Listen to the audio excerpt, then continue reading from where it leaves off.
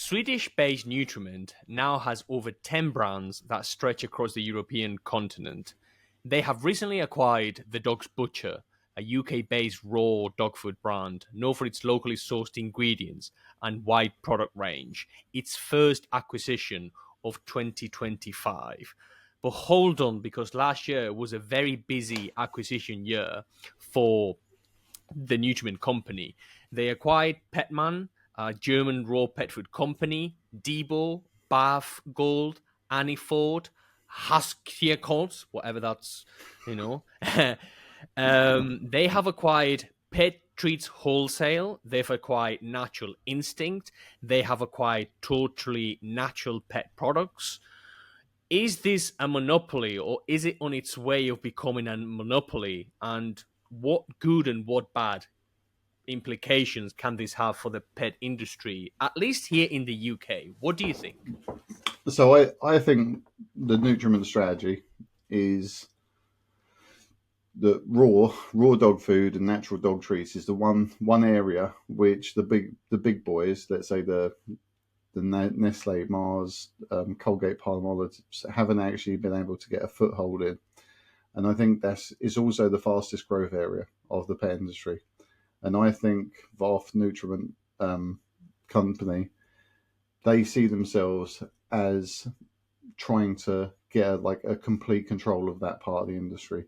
So by buying out lots of smaller companies and amassing them together, they will create like control a larger and larger part of that industry. And as the sector grows, it will become an irresistible part of the industry for the big guys. I've seen reports where people think it could be up to 15-20% of the dog food market in the next 5 years. Now, if that is the case, then suddenly that becomes a very, very good acquisition for a Nestle, a Mars, or someone like that. And I think the way Nutriment are doing it is quite smart, because what they're doing at the moment is they're buying companies like Pet Treats Wholesale, like The Dog's Butcher, like Nova, companies like that, keeping the former owners in charge, paying them a wage, centralizing all of the horrible stuff like the accounting, all this the sort of operation stuff, but keeping the brands running. So there's the illusion of competition within the industry, and I think that it's going to be their plan to keep buying these smaller brands. Because look, even though I heard that the Dog's Butcher was 7.5 million. I heard that Pet Treats Wholesale was somewhere in the 10 million range. And these sound like a lot of money, but when you add them all together, this is easily a company that once it hits its maximum potential could be worth £500 million, £1 billion. And so all these small components all then suddenly become very, very, very, very worthwhile actually taking them over. What does this mean for the industry? I think the problem is with anything where there's an illusion of choice but no actual choice, is there will be certain centralizations, and there will be supply centralizations. So even if you're buying Natural Instinct, Nutriment, Dog's Butcher, it's all going to be coming through the same abattoirs and meat processing plants. So unlike a company like Mersey Raw, for example, which sources its own meat, make sure that it can get the best it can, a lot of these, because it's dealing in volume, will come through mainline wholesalers. And I think that's the problem, is that you can have 4 brands in your shop, but they all might be the same meat in the brand. It's like we know this already with dry dog food. How many manufacturers of dry dog food are in this country? Like four, something like that, maybe 5. But you've got like 50 brands up on the shelf. But those 50 brands, most of them are made in 2 or 3 of the main factories.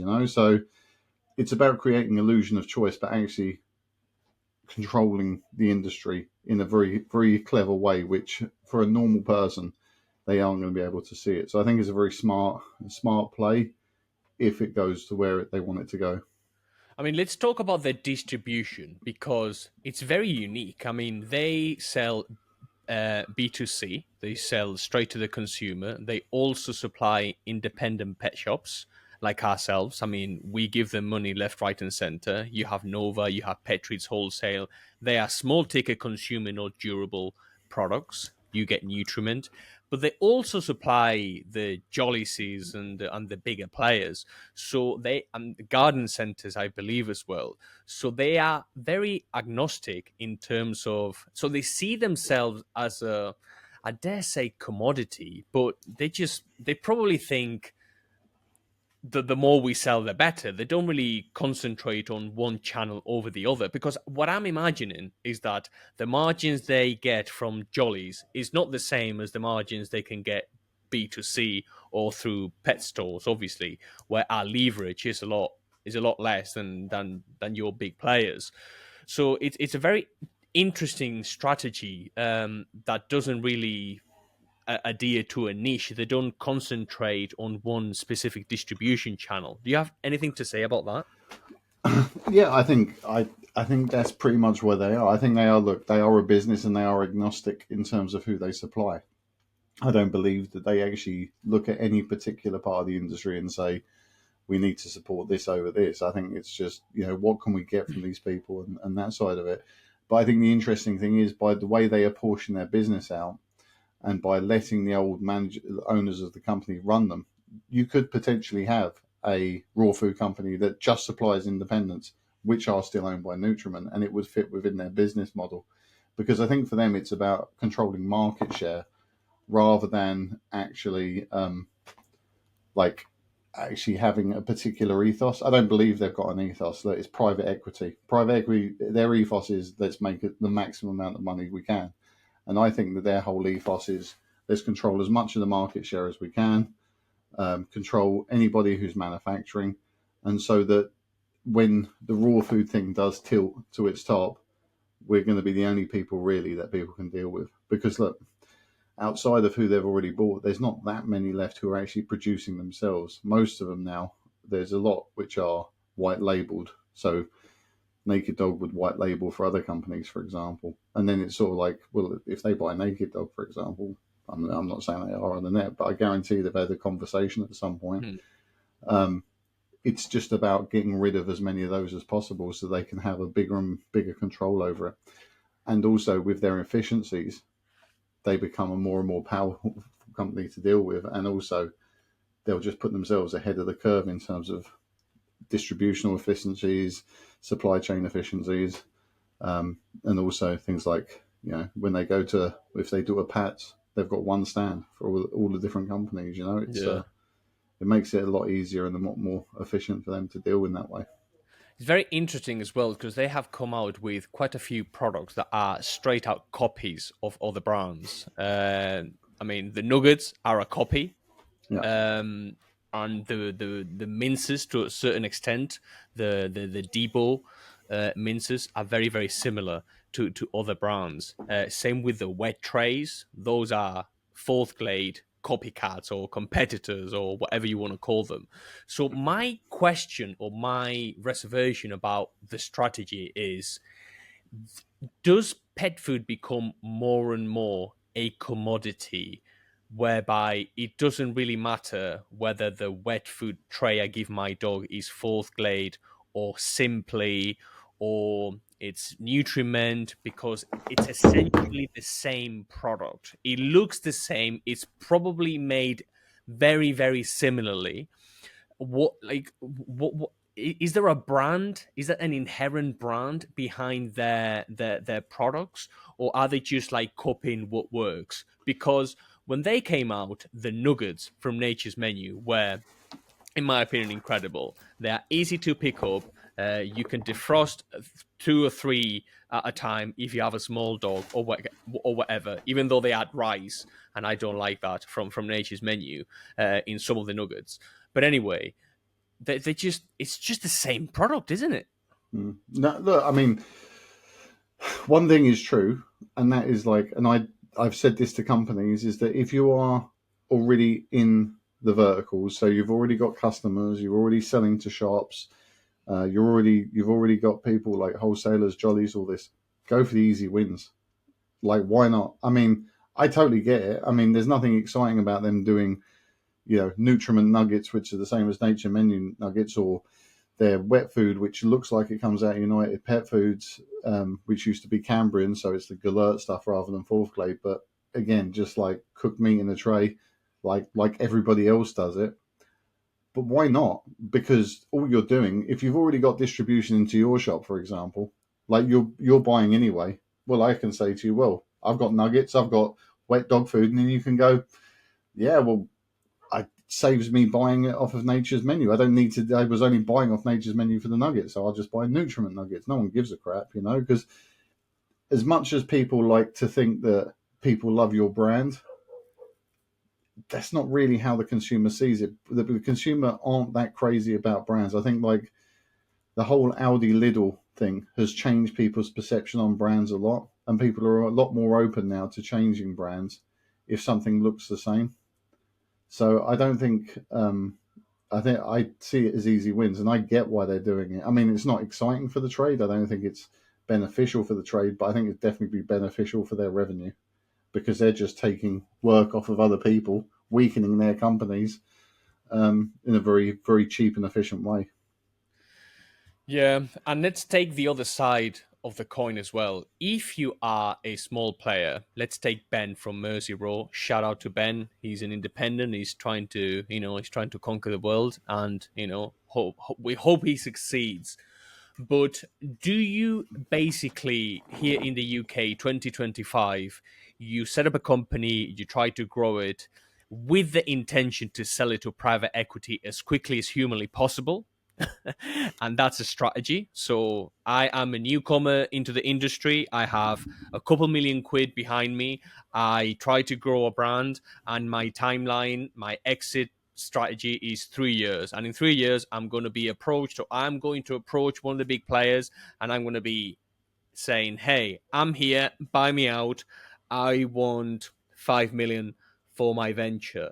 Or is there an appetite for staying private for longer and actually creating value and creating like a family business? And obviously there's no right or wrong answer, but what Yeah. do you think the strategy is? I think most people nowadays, look, the problem is that the way things have gone is that private equity, investment money, it's a way of life now within business. There's you don't see it's very hard to start a business just bootstrapping nowadays, because we live in a world where you need so much money to get traction. Now the problem is that like a lot of people don't realize that if you go down the route of investors, let's say I set up a dog food company tomorrow and I say, right, I'm going to sell Spanky Dog, the dog food for naughty dogs, right? And it's going to be terrible. They're going to hate it, but that's my tagline: is Spanky Dog, dog food for naughty dogs, right? And you give me 2 million quid, my investors will only be happy with a minimum of £10 million return, but ideally £20 million return, which then means that if I own half of that company, I sell half to investors, then I need to exit a minimum £40 million for that £2 million investment. Now that is hard to do in the pet trade. Like it makes it's like the Omni thing we talked about last week, right? It was they valued their business at £10 million, and they say, okay, well, what are you looking at as an exit strategy? Well, we're looking at 3 years time exit strategy. Okay, but then to make it a worthwhile investment for these people, they want 10x because it's casino. They're not like this is. There's no guarantees with this stuff, so they want 10x. So that means that business then has to sell for 100 million. Now, there's not many businesses out there which are going to sell for 100 million, which is why someone like Voff is so successful at going around picking up all these businesses. And I think this will be the next 5 years, will be companies going around consolidating all these failing investment-led companies, turning them into bigger businesses and then exiting out at like a good multiple, because there's a lot of dead capital gone into this stuff. And I think that's where it's going to be. And I think that the days of family firms, as like romantic as they are, like it's hard. It's hard without external investment. Yeah, one last thing I want to touch upon with regards to Nutriment is the fact that you can actually make money not selling complete crap. So you have a raw food brand or a portfolio of raw food brands. You have natural treats, rabbit ears, pig ears, pork rind, whatever, and you have meat-based products. They don't sell, I don't think, many things or any at all. I could be wrong. With corn, wheat, barley, they don't sell meat and animal derivatives in that sense. They don't sell any cereal-based dog food. So, do you think this trend of more natural, dare I say, food, dog food, is on the up? Is it going to be more popular than your lower quality kibbles? Is this an uptrend in the industry? I think it's like where we are as, in terms of matureness of the industry. I think that the the garbage stuff will continue because you still have low information buyers, and I think low information buyers will continue to buy through grocery. But there is more medium information buyers going through grocery, which is why you're seeing better stuff in there, like Fourth Glade, which would have, if it would have gone in there 20 years ago, would have gone in and bombed straight out. Um, but then you have like, and I think that there's the medium and high information buyers, and the high information buyers, they won't accept rubbish because that's where the market is now. The high information buyers will not accept like low quality kibble, medium quality kibble. They want either high quality kibble or they want a raw food diet, or they want a freshly cooked diet. And I think that's where a chunk of the market is going to be. And I think that chunk is going to be around the 20-25% of the whole market. I don't think the bottom of the market's going to shift more. I think people are they do gradually come away from the worst of the worst. I mean, but 35 years ago, everyone was buying pedigree chum. But as better quality foods come out, but there's always going to be the economic factors and like low quality kibble. It's hard to see what would replace that at the very bottom because it's very cheap. It's easy to store. Dogs do generally eat it, and so it's hard to see what would replace that. But um, I do think that the top end of the market is becoming a lot more discerning, and it will continue to do so. Fair enough. Well, is Nutriment a monopoly? Yes or no? Let us know in the comments.